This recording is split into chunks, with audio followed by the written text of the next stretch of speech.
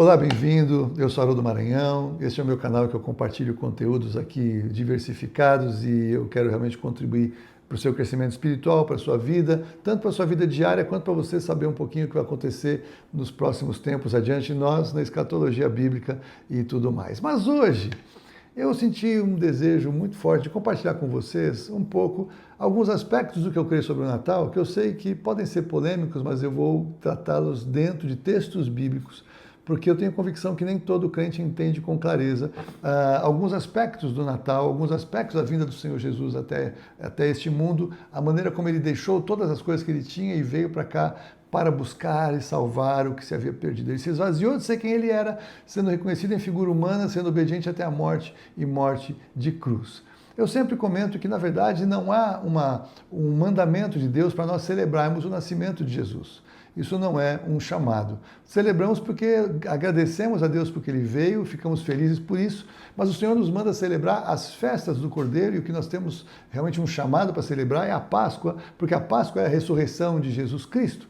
Sim, Ele ter vindo foi extraordinário, fundamental e maravilhoso, mas se Ele tivesse pecado, não haveria esperança para nós, apesar de ter nascido como nasceu.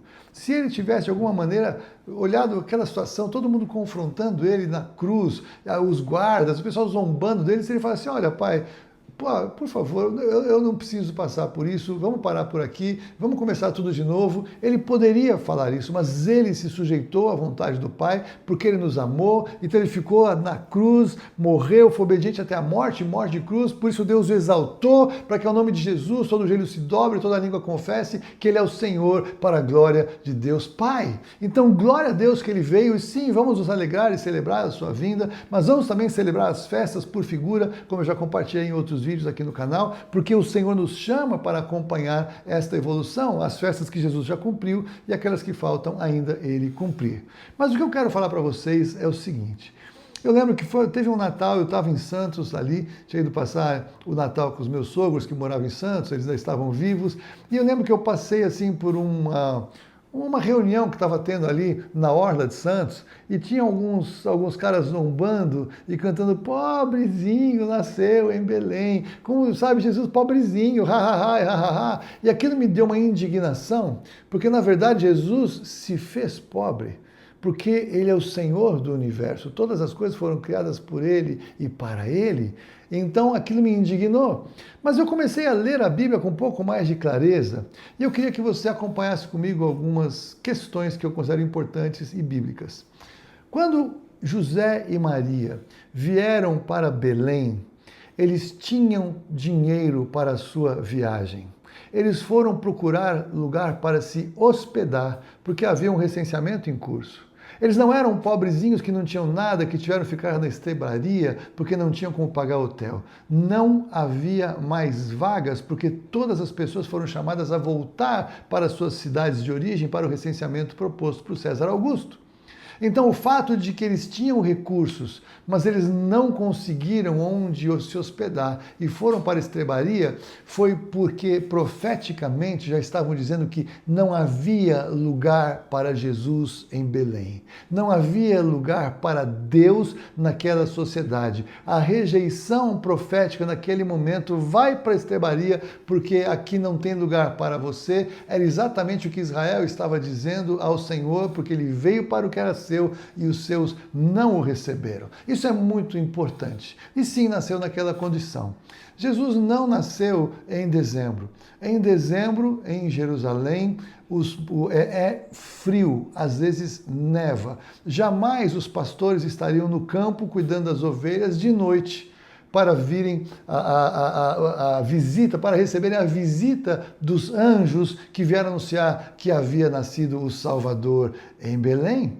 Então, não foi em dezembro, convencionou-se celebrar em 25 de dezembro, eu posso falar sobre isso um pouco mais em outro texto, o que não significa que nós não podemos trazer, já que todo mundo celebra, aproveitar esse momento para celebrar o nascimento de Jesus e pregar que Jesus nasceu sim.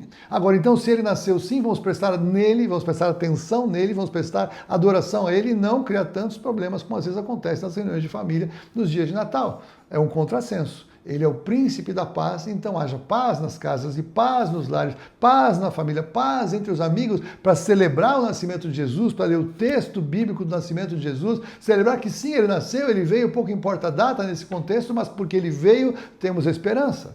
Mas uma coisa que eu acho assim ridículo é quando eu vejo as figuras da estrebaria, onde Jesus nasceu, porque eles misturam e colocam os pastores com os magos. Os magos jamais estiveram na estrebaria com os pastores, é só você ler.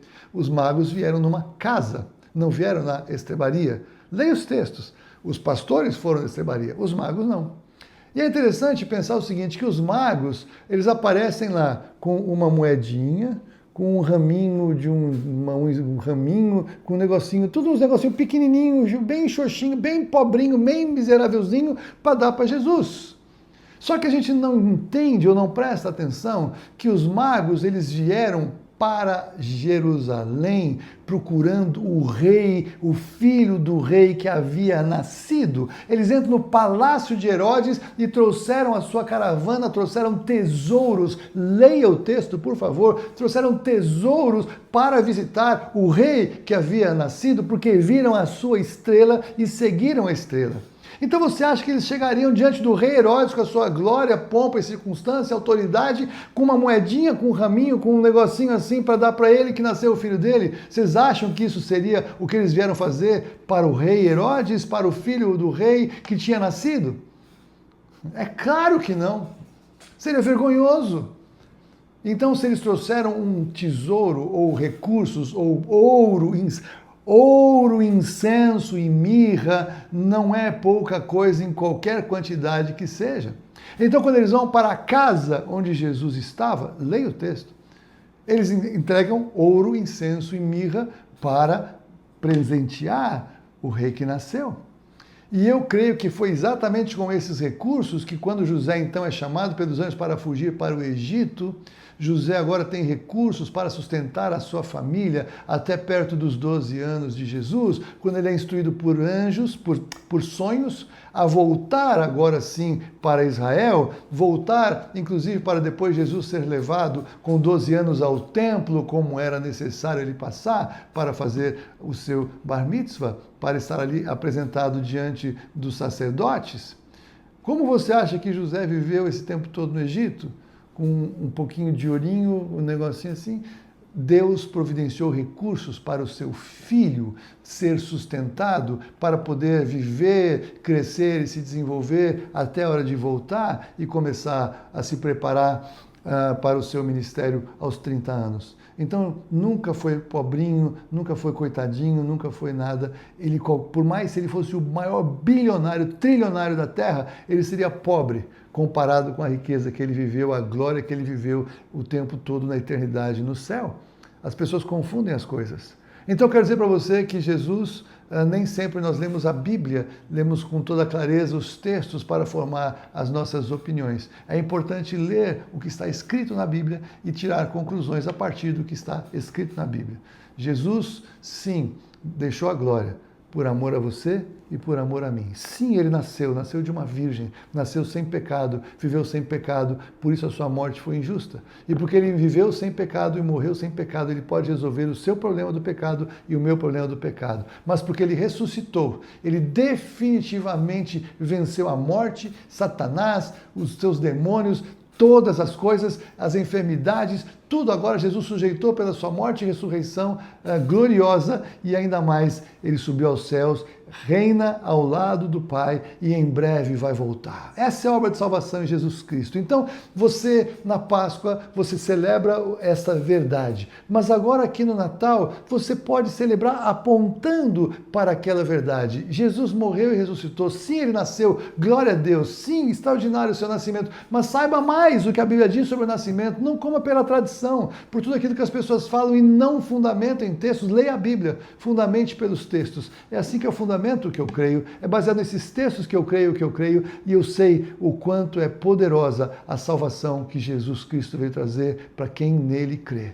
Eu estendo esse convite a você. Se você já é cristão, se você já é de Jesus, releia os textos que eu te falei, está tudo escrito lá, não estou inventando nada, são textos da Bíblia. Leia creia, entenda quem de fato foi Jesus enquanto ele esteve aqui, de tudo que ele se esvaziou e agora a glória que ele tem, eterna. E nós estamos chamados a estar lá com ele para sempre e sempre. Amém. Glória a Deus. Maranata, aleluia, ele vem, louvado seja o nome do Senhor.